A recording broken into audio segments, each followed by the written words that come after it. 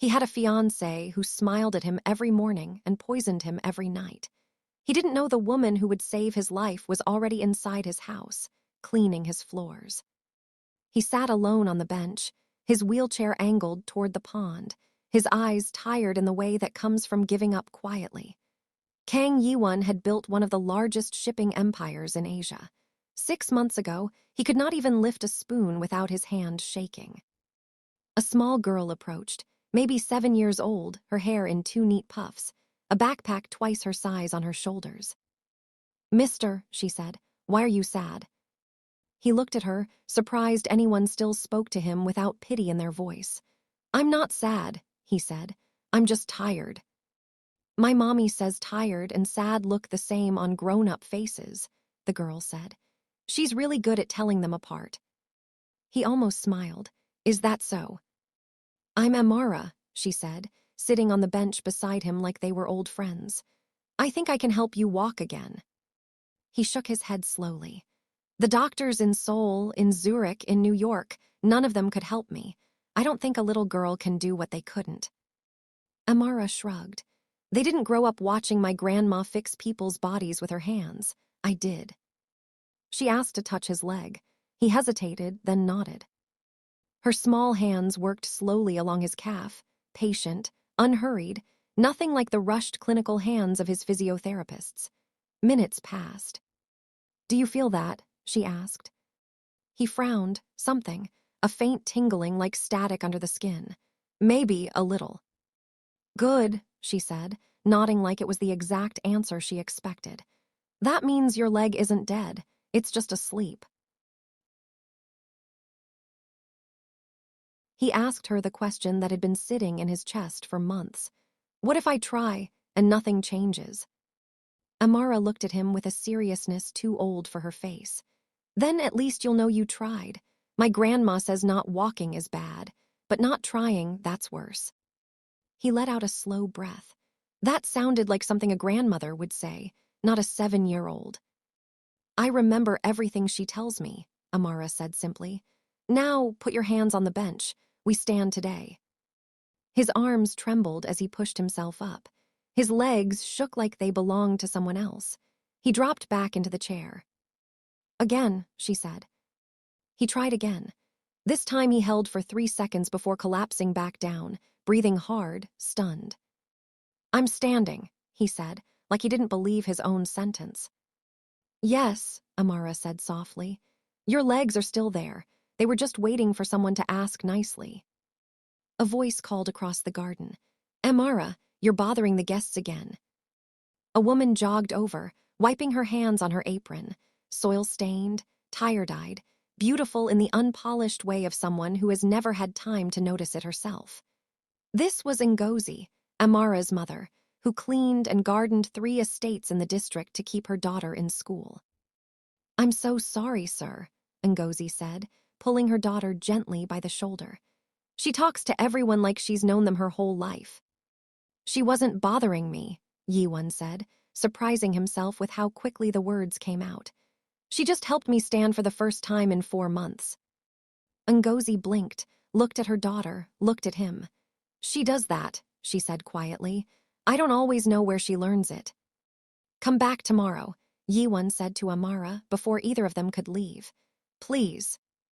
That evening, Si-yeon returned from Seoul with gift bags and a wide, camera-ready smile. She was elegant, composed, and always, the one holding the pill bottle. "Good evening, Opa," she said sweetly, shaking 2 white tablets into her palm. "Time for your medicine." He took them, swallowed, just like every night for 4 months. "The doctor says your recovery just needs patience," Si-yeon said, adjusting his blanket with practiced tenderness. "You worry too much about the company. Let me handle things until you're stronger." He nodded, the way he always did. But that night, alone, staring at the ceiling, a new thought entered his mind for the first time. Why do my legs get weaker every week I take this medicine that's supposed to make them stronger? The next afternoon, in the quiet part of the garden where the house cameras couldn't reach, Amara was waiting. "Today we walk," she said. "Not stand, walk." He placed both hands on the stone bench and pushed up. His legs trembled violently. He took one step. Then, gripping the bench so tightly his knuckles went white, another. "That's 2 steps," Amara said, beaming. "I haven't done that in 4 months," he said, breathing hard, laughing in disbelief. "Tomorrow 3, she said. "Then 5, then you won't need to count anymore." A week into their secret sessions, Amara reached into her small dress pocket and pulled out a tiny clear bag. Inside was a single white pill. "I found this," she said. "On the kitchen floor. Miss Sion dropped it and didn't see." "That's my medicine," he said slowly. "My grandma looked at it," Amara said. "She used to work in a clinic before she came here. She said this isn't medicine that makes legs strong. She said if someone takes this for a long time, their legs stop working completely." The garden went very quiet. "How do you know it wasn't just a normal pill?" he asked, though his voice had already lost its certainty. "I also heard her on the phone," Amara said, her voice dropping. "She said, 'In a few months he won't be able to walk. After the wedding, everything will be under my control.'" He closed his eyes. He called in a private physician through the back entrance. No records, no hospital paperwork. The pills tested positive for a long-term muscle relaxant, the kind that mimics natural deterioration so convincingly that no other doctor would ever suspect poisoning. He called his lawyer next, then a financial investigator who arrived quietly through the same back door 2 days later. "5 months ago," the investigator explained, turning his laptop screen around, "several shell companies began buying shares in your business. All of them trace back, through layers of holding structures, to Miss Sion." "So the pills weaken me," Jae-won said slowly, piecing it together out loud. "The doctors declare me unfit. She already owns enough shares that temporary control becomes permanent control, and the wedding makes it all look like loyalty instead of theft." The investigator nodded. "That's exactly what it looks like." 10 days before the engagement gala. He kept practicing in the hidden part of the garden. Amara counted his steps like a coach. 5 today, tomorrow more. Ngozi began joining them in the late afternoons, bringing water and quietly correcting his posture with the confidence of someone who had spent years steadying tired bodies for a living. Her own mother back home had been a physiotherapist before the family emigrated. She never asked what the training was really for. She just showed up. "You don't have to do this," Jae-won told her one evening, watching her wrap a cool cloth around his aching calf. "I know," Ngozi said simply. "I want to." 7 days before. He overheard Sion on the phone again. "The guardianship filing is ready. He won't fight it. He's too tired." That night, he stood alone in his bedroom and walked 5 steps without holding anything at all. 5 days before. Ngozi found him in the garden after dark, gripping the fence, sweat on his forehead.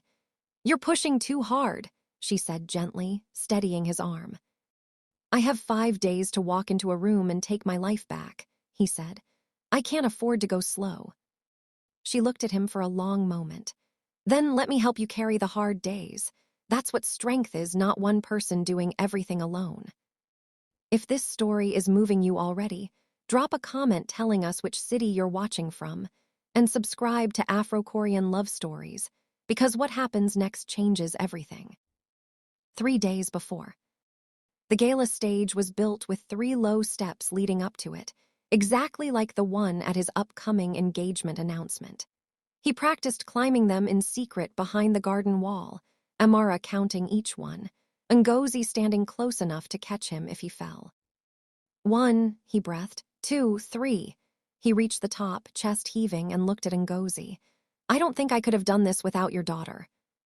"She has a gift," Ngozi said softly. "So do you," he said. "You just don't see it yet."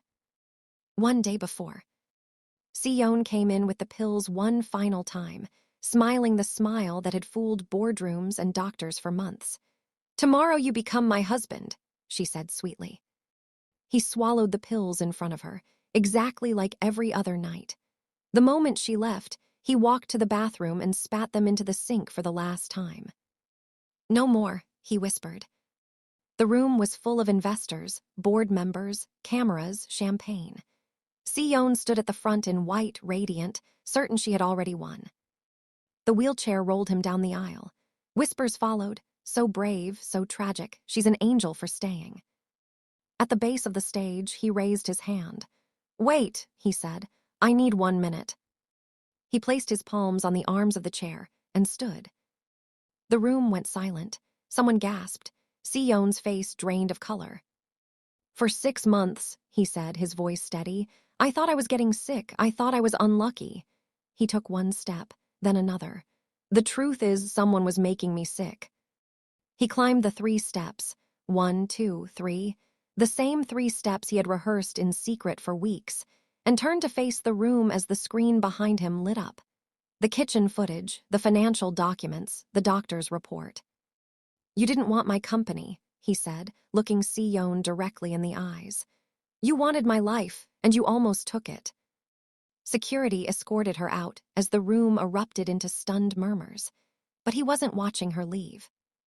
He was looking for 2 people in the back of the room, the ones who had actually saved him. Amara ran up the aisle first and hugged his leg. "You did it. 20 steps, no counting." He laughed, a real laugh, the first in a year, and looked past her to Ngozi, standing quietly by the door in a simple dress, looking like she wasn't sure she belonged in a room like this. He walked to her, slowly, on his own 2 legs. "I built an empire with these hands," he said, "and I still don't know how to say this the right way, so I'll just say it plainly. You gave me the person who taught me to walk again, and somewhere in those garden afternoons, you're the reason I remembered how to live again." Ngozi's eyes filled. "I only came to garden your flowers," she said softly. "You ended up growing something else instead," he said. The wedding was small, no shell companies, no hidden plots, no cameras counting board members in the crowd. Just string lights over a garden path, Amara in a flower crown walking ahead of her mother down the aisle, and Jae-won standing fully, steadily, on his own 2 feet, waiting for the woman who had healed him without ever trying to. "My grandma has a saying," Amara whispered to a guest nearby, grinning. "She says real love doesn't come to take your legs, it comes to help you stand." Jae-won took Ngozi's hands as the officiant began. No pills, no plots, no performance. Just 2 people who found each other in the one place true love always starts. In the small, quiet acts nobody was ever trying to get credit for. This story carries a simple lesson. The people who quietly show up for you without asking for anything in return are often the ones worth building a life with. Real love isn't loud. It's patient. It waters your garden even when it isn't asking to be loved back. This video is a work of fiction. All characters, events, and situations are created for storytelling purposes and do not depict real people.